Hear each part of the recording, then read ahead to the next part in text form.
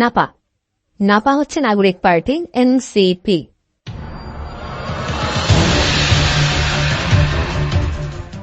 তো সম্ভবত এখন বর্তমানে খুব ক্যান্সার আক্রান্ত হয়ে গেছে এনসিপি, এবং যে কারণে নাপায়ও কাজ করতেছে না আর। তো এনসিপির জন্য আসলে যদি বলা হয় যে এনসিপির জন্য নাপা কি ছিল, সেটা ছিল বাংলাদেশ সেনাবাহিনী। আপনারা দেখছেন গোপালগঞ্জে ওদের সেই যে গণহত্যা গ্রাউন্ড তৈরি করা, গোপালগঞ্জ ন্যাসাকার যা করলো, সেই জায়গা থেকে গণমানুষের প্রতিবাদের মুখে এনসিপি পালিয়ে আসতে সুযোগ পেল শুধুমাত্র সেনাবাহিনীর প্রোটোকলের কারণে। সেনাবাহিনী তাদের ট্যাঙ্কের মধ্যে ঢুকাইয়া এনসিপি কে রক্ষা করছে। তারপর আমরা বিভিন্ন জায়গায় দেখেছি, আমরা কক্সবাজারে দেখেছি দৌড়ানি খেতে এনসিপি কে সেনাবাহিনী তখন সেই আবার ট্যাঙ্ক নিয়ে গিয়ে এদের উদ্ধার করেছে। তো হঠাৎ করে এনসিপি কেন বাংলাদেশের রাজনীতিতে চুপ হয়ে গেল? এই ব্যাপারটা একটু হিসেব মিলান যে বাংলাদেশে এনসিপি টিকেছিল কাদের ক্ষমতায়? এনসিপি টিকেছিল সেনাবাহিনীর ক্ষমতায়, বা সেনাবাহিনীর একটা বলয়ের মধ্যে বসে এই এনসিপি নিজেদেরকে নেতা হিসেবে দাবি করা, নিজেদের বাংলাদেশে হ্যানকারেঙ্গা ট্যানকারেঙ্গা যত গলাবাজি, যত বয়ান এনসিপি, সবকিছুর পেছনে একমাত্র শক্তি ছিল বাংলাদেশ সেনাবাহিনী। কারণ ওরা জানতো যে সেনাবাহিনী ওদের পাশে আছে। তো এই কিন্তু সমস্যাটা হচ্ছে কি, এই এনসিপি তো আসলে এই যে সার্জিস, নাহিদ বা যারাই আছে, ওরা তো আসলে সেই জাতি গোষ্ঠী বা সেই শ্রেণী, যেই শ্রেণী হচ্ছে যেই থালে খায় সেই থালে ফুটা করে। যেমন সার্জিস তো ছাত্রলীগের নেতাই ছিল, হাসনাত ছাত্রলীগের সঙ্গে ছিল। তারপরে তারা কি করেছে? ছাত্রলীগ আওয়ামী লীগকে ধ্বংস করার জন্য সর্বোচ্চ শক্তি নিয়ে আমেরিকার ডিপেস্টেটের সঙ্গে হাত মিলিয়ে তাদেরকে ধ্বংস করেছে। ঠিক সেই চরিত্রটা আমরা পুনরায় দেখলাম তাদের সেনাবাহিনী ইস্যুতে। সেনাবাহিনী তাদেরকে মানে সকল ধরনের সুযোগ সুবিধা দিয়ে যেখানে যেত, সেনাবাহিনীকে বাংলাদেশের মানুষ ডাকতে শুরু করলো এনসিপির বডিগার্ড। বাংলাদেশের সেনাবাহিনীর মতো এরকম একটা বাহিনী যারা এনসিপির দালালি করতে করতে, এনসিপির লেজুর ভিত্তি করতে করতে নিজেদের সম্মান এমন একটা জায়গায় নামালো যে সবাই বলতে শুরু করলো এনসিপির বডিগার্ড হচ্ছে কি বাংলাদেশ সেনাবাহিনী। তো এতটা নিচে নেওয়ার পরেও সেনাবাহিনী কি এই এনসিপি আর্থিক নিরাপদ ছিল? না, নিরাপদ ছিল না। এনসিপির আপনারা দেখেছেন যে তারা ক্যান্টনমেন্ট গুড়িয়ে দেব, ডিজিএফ এর হেডকোয়ার্টার গুড়িয়ে দেব, ওয়াকার না হাসনাত, মানে এই ধরনের বিভিন্ন ধরনের যে বক্তব্যগুলো তারা দিয়েছে প্রতিনিয়ত, এই বক্তব্যগুলোর মধ্যে মানে এতটাই আক্রমণ করেছে বাংলাদেশ সেনাবাহিনীকে, যেটা কোনোভাবেই কল্পনা করা যায় না যে বাংলাদেশ সেনাবাহিনীর সম্পর্কে এত নোংরা আক্রমণ কেউ করবে, এবং সেটা সেনাবাহিনী চুপচাপ বসে বসে হজম করবে। সেনাবাহিনী আপাত দৃষ্টিতে মনে হচ্ছে, যেহেতু এনসিপি এই ধরনের বক্তব্যের কোনো প্রতিবাদ জানায় নাই অফিসিয়ালি, সেনাবাহিনী মনে হচ্ছে সেনাবাহিনী বোধহয় মেনে নিয়েছে। না, সেনাবাহিনী মেনে নেয়নি।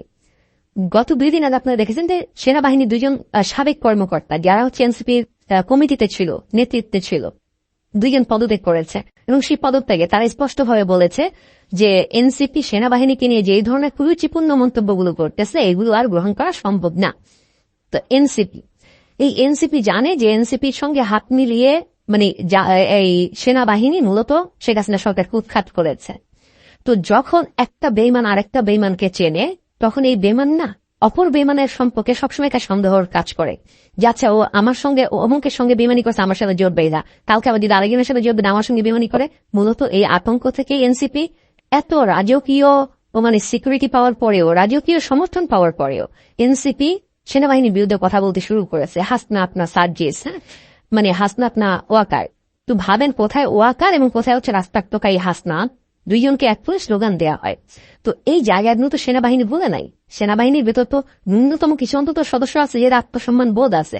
মূলত তারাই সেনাবাহিনীর ভিতরে সেনাপ্রধানকে এই জিনিসটা জানিয়েছে যে এই যে এনসিপির সিকিউরিটি গার্ড হিসেবে আমাদেরকে ডাকা হয়, এটা নেওয়া সম্ভব না, এই অসম্মান আর নেওয়া সম্ভব না। আপনারা দেখেন 64 জেলায় তারা সমাবেশ করবে বলে ঘোষণা দিয়ে অনেকগুলো জেলায় তারা সমাবেশ করলো। তারপরে কি করলো? যখন এনসিপি এই ধরনের সমালোচনার মুখে পড়লো, মানে সেনাবাহিনী তারপরে আস্তে আস্তে ওদেরকে প্রোটোকল দেওয়া বন্ধ করে দিল। যখন সেনাবাহিনী ওদেরকে প্রোটোকল দেওয়া বন্ধ করেছে, ওরা কিন্তু বাংলাদেশের ওই যে রোড মার্চ, লং মার্চ, বিভিন্ন মার্চ এপিএ করতেছিল বসে বসে, পুরো ব্যাপারটা কিন্তু বন্ধ হয়ে গেছে। কারণ সেনাবাহিনী আর ওদেরকে সিকিউরিটি দেবে না, এবং এনসিপি জানে সেনাবাহিনী যদি সিকিউরিটি না দেয়, বাংলাদেশের যেখানে যাবে ওখানে গণভলাই খাবে। রাস্তার মনে করেন যে রিক্সাওয়ালা পাইলেই রাস্তাতে কানসার উপরে দেবে, সার্জিসে কানসার উপরে দেবে। তো এটা তো নর্মাল, ওরাও জানে। তো যেই কারণে ওরা কিন্তু এখন বাংলাদেশের কোনো জেলায় যাচ্ছে না, কারোর সঙ্গে ওরা মিটিং করতেছে না, গণসংযোগ করতেছে, কিচ্ছু করতেছে না। তারা এখন কি করতেছে?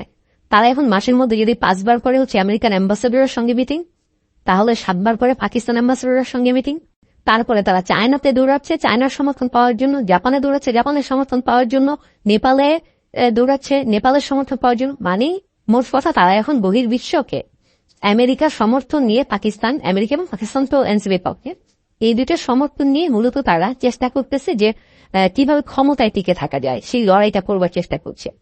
কিন্তু আদতে কি লাভ হবে কিনা, এই সেনাবাহিনীকে যে ধরনের অসম্মানীয় কথাগুলো বলা হয়েছে, যে ধরনের অপমানগুলো করা হয়েছে, সেইখান থেকে সেনাবাহিনী এদেরকে পুনরায় সমর্থন দেবে কিনা। যদি সেনাবাহিনী সমর্থন না দেয় তাহলে ধরে নিতে পারেন এনসিপির যাত্রা এখানেই শেষ, বাংলাদেশে এনসিপির রাজনীতি এখানেই শেষ।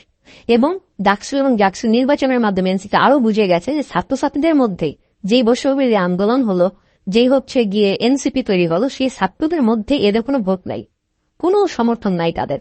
মানে বামদের চেয়ে সমান বক্তব্য পায় না। যে বামদের ভোট আছে বাংলাদেশে কয়টা আমি নিজেও জানি না, আঙ্গুলে বইনা বলে দেওয়া যাবে বাংলাদেশে টোটাল বাংলাদেশে বামদের ভোট কয়টা, তার চেয়েও কম পাইছে এনসিপি।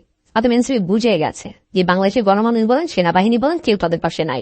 এই টোকাইরা 1 বছরে যা লুটপাট করেছে, যা সন্ত্রাস করেছে, বাঙালি ত্যাক্ত বিরক্ত, শুধু বাঙালি পেটানোর সুযোগটা খুঁজতেছে, পাচ্ছে না। তো এনসিপি এখন আন্তর্জাতিক মহলে লবিং করতেছে শুধু ক্ষমতা টিকিয়ে রাখুন নির্বাচন আটকানোর জন্য, যাতে নির্বাচনটা না হয় বাংলাদেশে, আর কোনো কিছু না। তো সেই হিসেবে এখন ধরে নেওয়া যায় সেনাবাহিনী হাত গুটিয়ে নেওয়া মানে এনসিপির মানে মৃত্যু হয়ে গেছে। তো এটা হচ্ছে মোহাম্মদ ইউনূসের আরেকটা পরাজয়। 3 বার রাজনৈতিক দল করে ইউনূস ক্ষমতা গ্রহণ করতে পারে নাই, এবারও ক্ষমতা দখল করলো চক্রান্ত করে, তারপর একটা দল গঠন করলো এনসিপি বেচারা, সেটাও ঠিক দাঁড়াতে পারতেছে না। তো এনসিপি যদি শেষ হয়ে যায় সেক্ষেত্রে ইউনূসও শেষ, বলা যায় এদের মরণ ঘন্টা বেজে গেছে। ধন্যবাদ সবাইকে।